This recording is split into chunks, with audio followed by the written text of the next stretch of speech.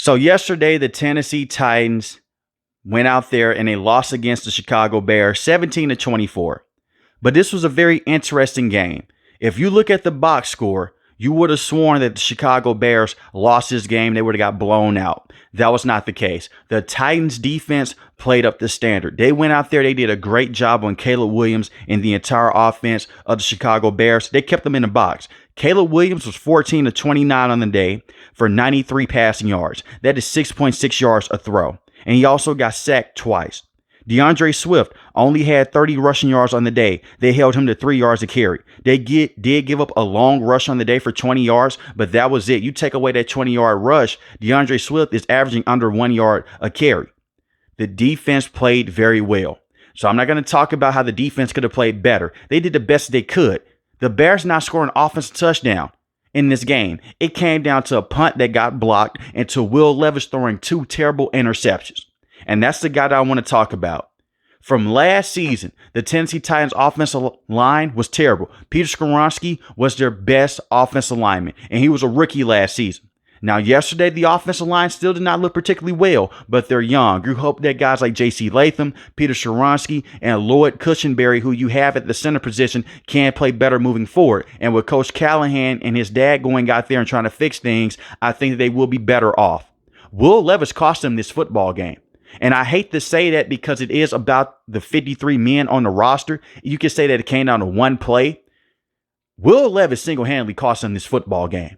And we're going to look at this play. Now I'm talking about this pick six right here is what dictated the game. The Bears could not score. Besides getting a field goal here and there, and besides getting that blocked punt, they couldn't move the field. And I don't know what Will Levis was thinking here. You either take the sack, throw the football away, and I believe that he was trying to throw the football away. Honestly, just take the sack. That's what you do. He got sacked 3 times in this game anyway. Just take another sack. Live to see another play. But that's the thing with Will Levis. Now, we didn't see much of this last season. He did have a lot of throws that made you scratch your head, but he was able to get away with it because DeAndre Hopkins would bail him out. This is now a Tennessee Titans team that is better on paper. They went out there and they made the right moves. Will Levis is not going to get another shot if he continues to do this on a week-to-week basis. You can't go out there and single-handedly cost your team a football game. He was 19-32 on the day for 127 passing yards, 1 passing touchdown, but he had those 2 terrible interceptions. And they had a solid rushing attack.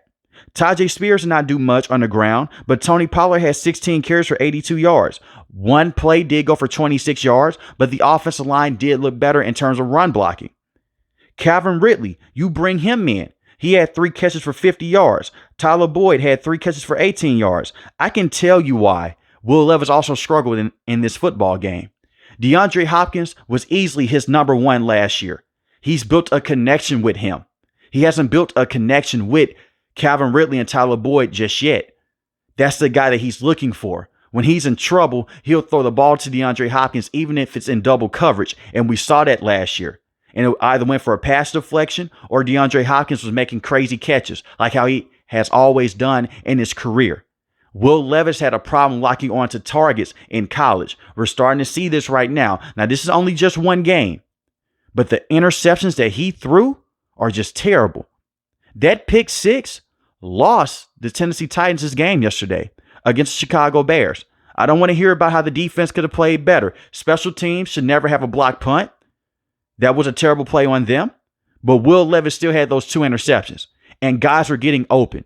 Coach Callahan called a good game yesterday. Not a great game. He called a good game. Guys were getting open. He called some curl routes. Will Levis missed them.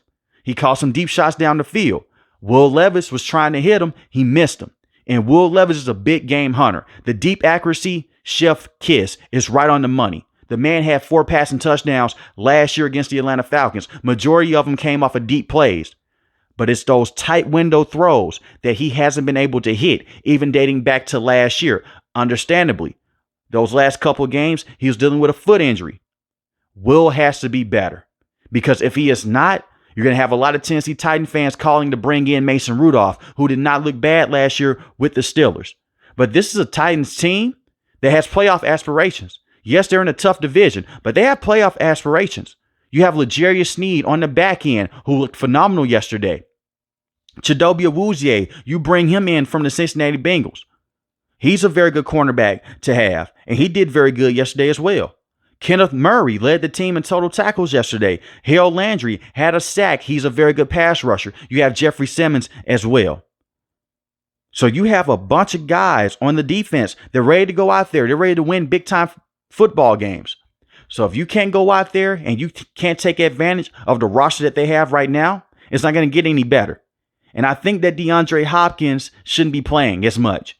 He's still recovering from an MCL tear that he suffered in training camp.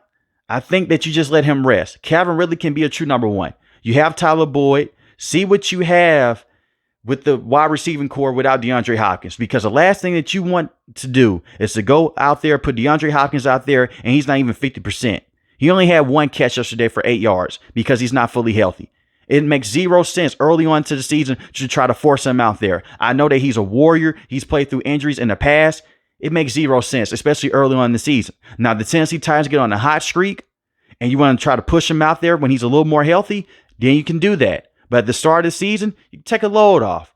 Look at the Cincinnati Bengals right now. They lose a lot of football games early on, then they turn the heat on. Not saying that that's what you want to do and that's the ideal place for the Tennessee Titans, but it makes zero sense to put DeAndre Hopkins out there if he's not 100% healthy. You're doing more harm than good, because he didn't even look like his former self, even when he dealt with injuries in the past. He played hurt with the Arizona Cardinals, and he did more harm to that offense than it did good.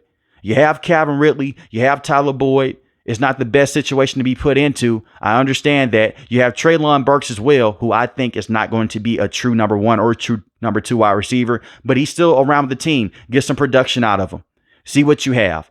But Calvin Ridley can go out there and more than likely hold his own against some of the top corners in the NFL. But let me know in the comment section below, how do you guys feel about the Tennessee Titans? Was this just one bad game by Will Levis? Do you guys think that he can bounce back? Or do you think this is the sad state of the Tennessee Titans over the next couple of games? If you're new to the channel, hit the subscribe button. If you like the video, hit the like button. Most importantly, want each and every last one of you guys stay safe, stay positive. Thanks for watching the video, guys. God bless. Peace.